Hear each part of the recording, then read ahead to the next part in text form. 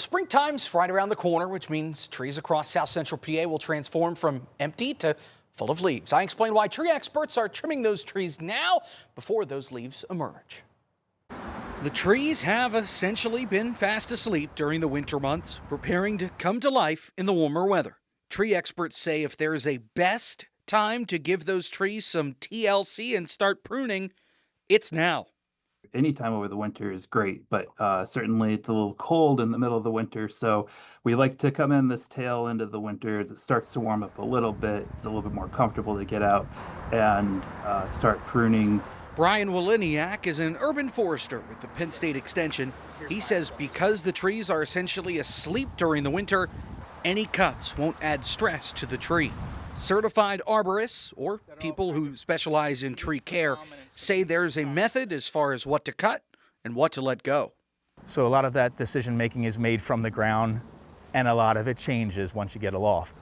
But you can get a good basic outline for what you're going to do when you're standing on the ground. Christian Fitzpatrick from Bartlett Tree Experts describes pruning trees like an art form. Not just removing any dead branches, but making sure the tree's shape is strong. Pruning to create the strongest structure that you can, that's the least likely to fail under wind loads, ice loads, snow loads, and it changes from plant to plant. He broke down a lot of what he watches for, from scratching branches to see if they're still alive, to checking how cuts could impact the overall health of the tree.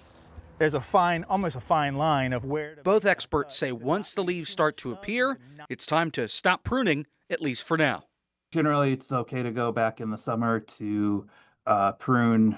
So once we get to like mid to late May, especially kind of that earlier part of the summer, we might want to taper off as we get into the dry, hot, late part of the summer.